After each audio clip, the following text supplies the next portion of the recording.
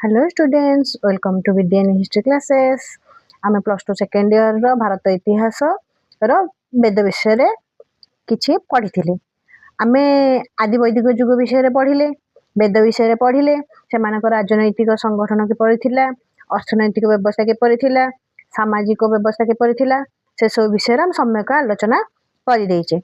आमे जानिले जे वैदिक युग को दि भाग रे विभक्त करा हैथिला, आदि वैदिक युग एवं परवर्ती वैदिक युग। आदि वैदिक युग रे तो आमे किछि आलोचना करि दैछे।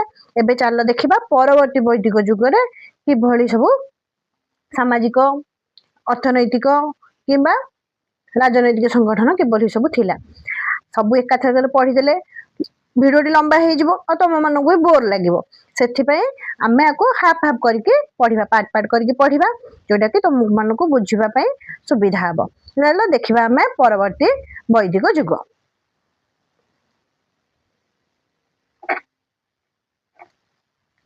ऋग वैदिक युगर समाप्ति पर भारतीय सभ्यतार अन्य एक प्रस्त उन्मोचित होइथिला। एहा थिला परवर्ती वैदिक युग। एही समय आर्य माने ब्रह्मावर्तरु भारत विभिन्न भागकू गति करथिले एवं आर्यवर्तरे बसवती स्थापन करथिले। परवर्ती वैदिक युगर सामाजिक, राजनैतिक, धार्मिक एवं अर्थनैतिक व्यवस्था संपर्क में आलोचना करा जायछि। ताहले देखिबा परवर्ती वैदिक युगर सामाजिक संगठन विषय रे, तांकर सामाजिक जीवन किभଳି भाबरे थिला। आदि वैदिक युगर समाप्ति पर प्राचीन भारतीय सभ्यतार अन्य एक प्रस्त उन्मोचित होइथिला। एहा थिला परवर्ती वैदिक युग। एही युगरे रचित होइथिला सामवेद, यजुर्वेद एवं अथर्ववेद। आर्य माने सप्त सिंधु अंचलरू भारतर विभिन्न भागकू गति करथिले। सेमाने गठन करथिले कुरु, पांचाल, काशी, कोशल, मगध, कंबोज एवं गांधार आदि राज्य। परवर्ती वैदिक युगरे आर्य मानकर एही जनबसती को आर्यावर्त रूप में नामित करागला। ताहले आमे जानछु सप्त सिंधु अंचल से माने गठन करथिले कोन कुरु, पांचाल, काशी, कोशल, मगध, कंबोज और गांधार आदि राज्य सब गठन करथिले। परवर्ती वैदिक युगरे आर्य मानकर एही जनबसती को आर्यावर्त बोली कहाला। से माने जो अलग अलग जगह रे जाई के अलग अलग राज्य सब गठन करले ताको आमे आर्यावर्त बोली कहिले। ऋग वैदिक युगर सरलता क्रमशः अंतर्हित हो जाइथिला। कारण ऋग आमे जानिले जे आदि वैदिक युगरे ऋग्वेद को रचना करा जाइथिला। सेतिपे आमे ऋग वैदिक युग बोली मध्ये ताको कहिबा। आदि वैदिक युग को आमे ऋग वैदिक युग मध्ये कहूचे। आ आमे जानिले जे तार सामाजिक चलनी हो, सामाजिक जीवन हो, राजनीतिक संगठन हो, अर्थनीति हो, सेठी कोन सरलतार गोटे छवि देखा जाए। किंतु परवर्ती वैदिक युगरे से छविटा क्रमशः ह्रास पाइबारे लागिला। ताहले सेटा केमिति आमे चलो देखिबा। एही परिवर्तन प्रतिफलित होइथिला परवर्ती वैदिक युगर सामाजिक और धार्मिक क्षेत्र रे। आमे देखिथिले आदि वैदिक युगरे सामाजिक जीवन सरल थिला, जाति प्रथा नथिला एवं धर्म पाई सेमाने कौनसी मंदिर को जाउ नथिले। सेमा प्रकृतिर उपासक थिले। एही समय रे आर्य समाज बहु परिवर्तन मध्य दे गति करथिला। जाति प्रथा उंकी मारिथिला समाज रे। नारी तार पूर्व सम्मान हराई समाज रे अवहेलित हेउथिले। देखो आमे आदि वैदिक युग रे देखिथिले जे महान महान नारी माने जिने अपला, खोसा, गार्गी एमाने सब कौन करथिले ना से माने समाज रे पूरा प्रतिष्ठा तांकर निजर ना प्रतिष्ठित करथिले एवं सभा और समिति मानकर नारी मानकर स्थान थिला। से माने न्याय विचार करि पारुथिले एवं जो यज्ञानुष्ठान होउथिले से यज्ञानुष्ठान मानकर मध्य नारी मानकर स्थान थिला। पुरुष माने नारी माने मिसिकी यज्ञ आदि कार्य करुथिले। किंतु परवर्ती ବୈଦିକ ଯୁଗରେ ସେଭଳି ନଥିଲା। କ୍ରମଶଃ ନାରୀ ମାନଙ୍କର ମଧ୍ୟ ସମ୍ମାନ କମି କମି ଆସିଥିଲା। ନାରୀ ତାର ପୂର୍ବ ସମ୍ମାନ ହରାଇ ସମାଜରେ ଅବହେଳିତ ହେଉଥିଲା। ତାହେଲେ କ୍ରମଶଃ ସେମାନେ ଦେଖିଲେ ନାରୀ ମାନଙ୍କୁ କେବଳ ଘରର କାର୍ଯ୍ୟରେ ନିହିତ କରିବା ପାଇଁ ସେମାନେ କେବଳ ରଖିଥିଲେ, କିନ୍ତୁ ନାରୀ ମାନଙ୍କୁ ଅଲଗା କୌଣସି ସମ୍ମାନଜନକ କାର୍ଯ୍ୟରୁ ସେମାନେ ନିବୃତ୍ତ କରିବାରେ ଲାଗିଲେ। କେବଳ ସେତିକି ନୁହେଁ, ବହୁ ପରିବର୍ତ୍ତନର ସ୍ୱର ଝଙ୍କୃତ ହୋଇଥିଲା ପରବର୍ତ୍ତୀ ବୈଦିକ ସମାଜରେ। ଚତୁରାଶ୍ରମ, ତାହେଲେ ଦେଖିବା ଚତୁରାଶ୍ରମ କଣ?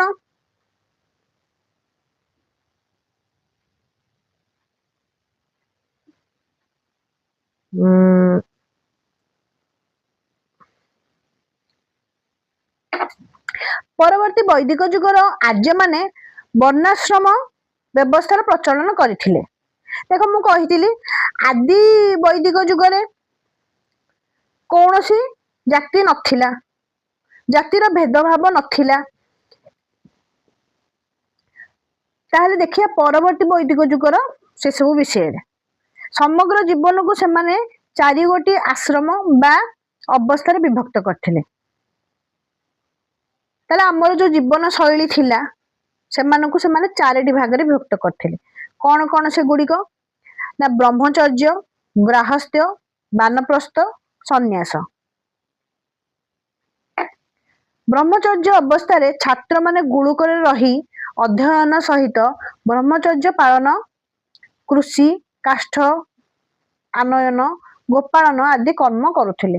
ବିଦ୍ୟା ଲାଭ ପରେ ସମାବର୍ତ୍ତନ ଉତ୍ସବ ଅନୁଷ୍ଠିତ ହେଉଥିଲା ଓ ଗୁରୁଙ୍କର ଅନୁମତି ନେଇ ଶିଷ୍ୟମାନେ ସ୍ୱଗୃହ ପ୍ରତ୍ୟାବର୍ତ୍ତନ କରୁଥିଲେ। ତାହେଲେ ସେମାନେ ପିଲାବେଳଟା କୋଉ ଥିଲା? ନା ବ୍ରହ୍ମଚର୍ଯ୍ୟରେ ଥିଲା, ଗୁରୁକୁଳ ଆଶ୍ରମରେ ଥିଲା। ସେମାନେ ବିଦ୍ୟା ଅଧ୍ୟୟନ ସାଥିରେ ଅଲଗା ଅଲଗା କୃଷି କାର୍ଯ୍ୟ, ତାପରେ କାଷ୍ଠ ଆଣିବା, ଗୋପାଳନ କରିବା, ସବୁ ବିଭିନ୍ନ ପ୍ରକାର କାର୍ଯ୍ୟରେ ଅନ୍ତର୍ନିହିତ ହଉଥିଲେ। ତାପରେ ସେମାନେ ବିଦାୟ ନଉଥିଲେ, ବୟସ ହେଇଗଲା ପରେ ବିଦାୟ ନଉଥିଲେ ଗୁରୁ ଆଶ୍ରମରୁ। ସେମାନେ ବିଦାୟ ନଉଥିଲେ। ଏହା ପରେ ଆରମ୍ଭ ହଉଥିଲା ତାଙ୍କର ଗୃହସ୍ଥ। ଗୃହସ୍ଥରେ କଣ ହଉଥିଲା? ନା ବିବାହ ଏବଂ ପ୍ରଜନନ ଥିଲା ଦ୍ୱିତୀୟ ଆଶ୍ରମର ଲକ୍ଷ୍ୟ। ଗୃହସ୍ଥ ହିସାବରେ ପିଲାମାନଙ୍କ ପ୍ରତି କର୍ତ୍ତବ୍ୟ ସମ୍ପାଦନ କରିବା ଥିଲା ଗୃହସ୍ଥର କର୍ତ୍ତବ୍ୟ। ତାହେଲେ ଗୃହସ୍ଥ ଆଶ୍ରମରେ କଣ କରୁଥିଲେ? ସେମାନେ ବିବାହ କରୁଥିଲେ, ସେମାନଙ୍କର ଛୁଆ ହଉଥିଲା। ତାପରେ ସେ ଛୁଆ ମାନଙ୍କୁ ସେମାନେ ପୁଣି ଆଉଥରେ ସେମାନେ ଛୁଆ ମାନଙ୍କୁ କର୍ତ୍ତବ୍ୟ ଯାହା ଥିଲା, ପିଲାମାନଙ୍କର କର୍ତ୍ତବ୍ୟ ଯାହା ଥିଲା ସେମାନେ ସମ୍ପାଦନ କରୁଥିଲେ। ତାହା ଥିଲା। ତାପରେ ହଉଥିଲା ତୃତୀୟ ପ୍ରସ୍ଥ ଆରମ୍ଭ ହେଉଥିଲା। ତା ସେଟା ଗୁଡିକ କଣ? ନା ବାନପ୍ରସ୍ଥ। ଗୃହ ତ୍ୟାଗ କରି ସାଂସାରିକ ମୋହ ଜାଲରୁ ଅବ୍ୟାହତ ନେଇ ମଣିଷ ଜଙ୍ଗଲରେ ତପସ୍ୟାଚରଣ ପୂର୍ବକ ଫଳମୂଳ ଆଦି ସଂଗ୍ରହ କରି ପରମାର୍ଥକ ଚିନ୍ତନରେ ସମୟ ଅତିବାହିତ କରୁଥିଲେ। ତାହେଲେ ଗୃହସ୍ଥ ଆଶ୍ରମ ସରିଗଲା ପରେ ବାନପ୍ରସ୍ଥରେ ବୟସ ହେଇଯାଇଥିଲା, ଲୋକମାନେ ଗୃହ ତ୍ୟାଗ କରି ଜଙ୍ଗଲରେ ତପସ୍ୟା କରୁଥିଲେ, ଆଉ ଜଙ୍ଗଲରେ ଫଳମୂଳ ଖାଇକି ତପସ୍ୟା କରିକି ରହୁଥିଲେ। ଜୀବନର ଶେଷ ଆଶ୍ରମ ହେଲା ସନ୍ନ୍ୟାସ। ଗଭୀର ଭାଗବତ ପ୍ରେମରେ ନିମଜ୍ଜିତ ହୋଇ କଠୋର ତପସ୍ୟା ଓ ଉପାସ ଆଦିରେ ସମୟ ଅତିବାହିତ କରୁଥିଲା ମଣିଷ ମୃତ୍ୟୁବରଣ କରିବା ପର୍ଯ୍ୟନ୍ତ। ଏହି ଚତୁରାଶ୍ରମ ପରବର୍ତ୍ତୀ ବୈଦିକ ଯେ ସମାଜର ମୂଳଧାର ହୋଇଥିଲା। ହେଲା, ତାହେଲେ ଆମେ ଦେଖିଲେ ଚତୁରାଶ୍ରମ କଣ? ବ୍ରହ୍ମଚର୍ଯ୍ୟ, ଗୃହସ୍ଥ, ବାନପ୍ରସ୍ଥ ଏବଂ ସନ୍ନ୍ୟାସ। ଜାତି ପ୍ରଥା।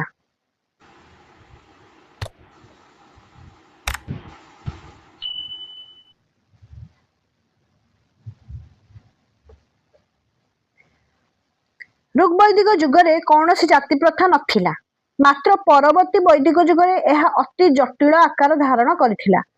ପୁରୁଷ ସୂକ୍ତ ମନ୍ତ୍ରରୁ ସମାଜରେ ନିର୍ଦ୍ଦିଷ୍ଟ 4 ଜାତି ଦେଖାଯାଇଥିଲା। ସାମାଜିକ ଜାତି ବା ବର୍ଣ୍ଣ ବ୍ୟବସ୍ଥାର ସର୍ବୋଚ୍ଚ ସ୍ଥାନ ଅଧିକାର କରିଥିଲେ ବ୍ରାହ୍ମଣ।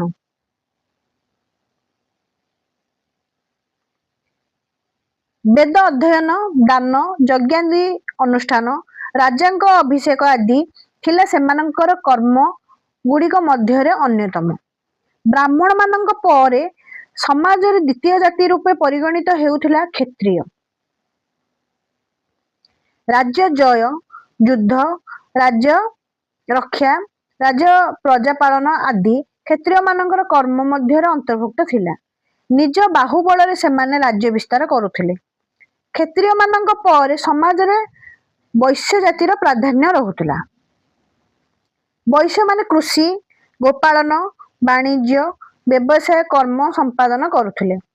समाजर शेष जाति रूपे परिगणित हेउथिले शूद्र।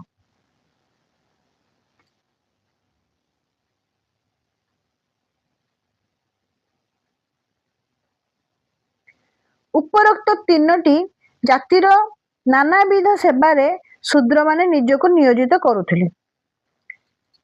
ताले आमे चारटी एक देखिले, ब्राह्मण, क्षत्रिय, वैश्य, शूद्र। ब्राह्मण माने यज्ञ आदि कार्य कले, क्षत्रिय माने राज्य जय, राज्य रक्षा करने कार्य निज नियोजित हेले, वैश्य माने हेले कृषि, गोपालन और वाणिज्य व्यवसाय कर्म नियोजित हेले। आ एही तीनोटी एक जाति को जो माने निजर श्रमदान कले से माने होउछन्ति शूद्र। परवर्ती वैदिक जुगरे जाति प्रथा थिला वंशानुक्रमिक। ऋग वैदिक जुगरे जाति प्रथा वंशानुक्रमिक नथिला, किंतु परवर्ती वैदिक जुगरे यह वंशानुक्रमिक हेला। जदि बापा ब्राह्मण, बापा दान कार्य यज्ञादि कार्य करुची, तेबे ताकर पुत्र माने मध्य सेई कार्य नियोजित हेले। ताहा क्रमशः वंशानुक्रमिक हेगला। ब्राह्मणर पुत्र ब्राह्मण, शूद्रर पुत्र शूद्र रूपे परिगणित हेउथिला। समय क्रमे एही चारि जातिरु बहुत उपजाति यथा कमार, बढ़ई, तंती, रथकार, मांस व्यवसायी आदि सृष्टि होइथिले। ताले से मानकर पेशा कौन थिला? परवर्ती वैदिक जुगरे पेशा बा वृत्ति वंशानुक्रमिक होइथिला। जड़े ब्राह्मण बा क्षत्रिय बा वैश्य बा शूद्रर पुत्र निज पितार कौलिक कर्म मान करने को पड़ुला। सेही परि भाबरे स्वर्णकार, कमार, कुंभार, चर्मकार आदि वंशानुक्रम निजर कौशल प्रथा को आदिर नेउथिले। निषादी माने जंगल रे रही फलमूल और पशुपक्षी शिकार करी सेमानंकर मांस विक्रय एवं भक्षण करुथिले। वैद्य माने रोगी मानक निनाद करुथिले बा सेमानकर सेवा शुश्रूषा करिके सेमानकु भल करुथिले। ज्योतिष शास्त्र मध्य एक पेशा हिसाब रे परिगणित होउथिला। एही परि भाबरे परवर्ती वैदिक जुगर वृत्ति वंशानुक्रमिक होइथिला। शिक्षा परवर्ती वैदिक जुगरे शिक्षा क्षेत्र में मध्य बहु परिवर्तन देखा जाइथिला।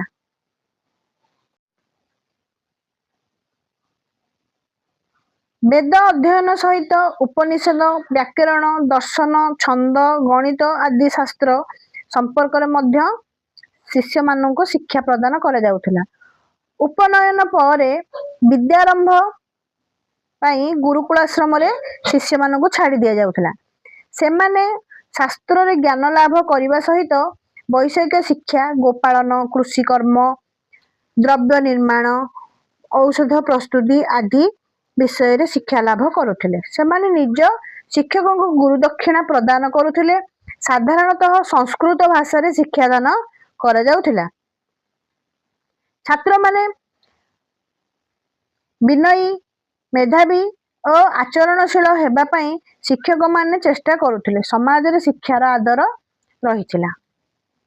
तो देखिए अवसर विनोद।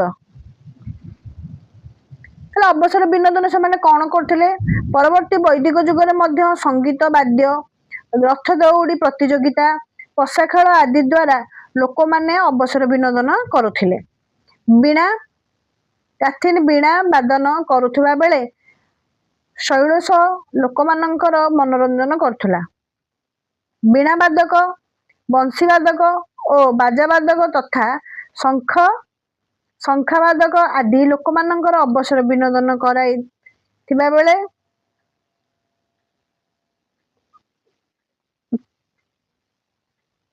ଅବସର ବିନୋଦନ କରାଇବାରେ ସହାୟକ ହେଉଥିଲେ। ସେତେବେଳେ ତ ଏବେ ଭଳିଆ ଟିଭି ନଥିଲା, ରେଡ଼ିଓ ନଥିଲା, ଆକାଶବାଣୀ ନଥିଲା। ତେଣୁ ସେତେବେଳେ ସେମାନେ କଣ କରୁଥିଲେ ନା ବୀଣା ବାଦନ କରୁଥିଲେ, ବଂଶୀ ବାଦନ, ବାଜା ବାଦନ ଏଗୁଡ଼ା ସବୁ ଇଏ କରିକି ସେମାନେ ମନୋରଞ୍ଜନ କରୁଥିଲେ। ଚତୁର୍ବେଦରେ ବଂଶ ନାଟକ ବା ବାଉଁଶ ରାଣୀ ସମ୍ପର୍କରେ ବର୍ଣ୍ଣନା କରାଯାଇଛି। ଯଜୁର୍ବେଦରେ ବଂଶ ନର୍ତ୍ତନ ବା ବାଉଁଶ ରାଣୀ ସମ୍ପର୍କରେ ବର୍ଣ୍ଣନା କରାଯାଇଛି। ଏହିପରି ଭାବରେ ପରବର୍ତ୍ତୀ ବୈଦିକ ଯୁଗରେ ଲୋକମାନେ ମନୋରଞ୍ଜନ ବୈଦିକ ଯୁଗର ଅର୍ଥନୈତିକ ବ୍ୟବସ୍ଥା କିପରି ଥିଲା ଦେଖିବା। ପରବର୍ତ୍ତୀ ବୈଦିକ ଯୁଗରେ ଅର୍ଥନୀତିର ମଧ୍ୟ ପରିବର୍ତ୍ତନ ହୋଇଥିଲା। ଜାତି ପ୍ରଥା ସୃଷ୍ଟି ହେବା ଫଳରେ ଆର୍ଯ୍ୟମାନଙ୍କର ଅର୍ଥନୈତିକ ଜୀବନ ପ୍ରତି ପ୍ରଭାବିତ ହୋଇଥିଲା। କୃଷି କଣ ଥିଲା? ସେ ସମୟରେ ଆର୍ଯ୍ୟମାନେ ସପ୍ତସିନ୍ଧୁ ଅଞ୍ଚଳରୁ ଭାରତର ମଧ୍ୟଭାଗକୁ ଚାଲି ଆସିଥିଲେ।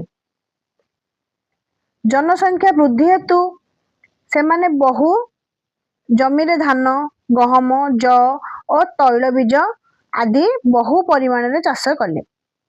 ଲୌହ ଫାଳର ବ୍ୟବହାର ଫଳରେ ଚାଷ କର୍ମ ସହଜ ହୋଇଥିଲା। ତାହେଲେ ମତେ ଟିକେ କହିପାରିବ କି ଏହି ସମୟ ବେଳକୁ ଲୋକମାନେ ଲୌହର ବ୍ୟବହାର ଜାଣିଥିଲେ କି ନ ଜାଣିଥିଲେ?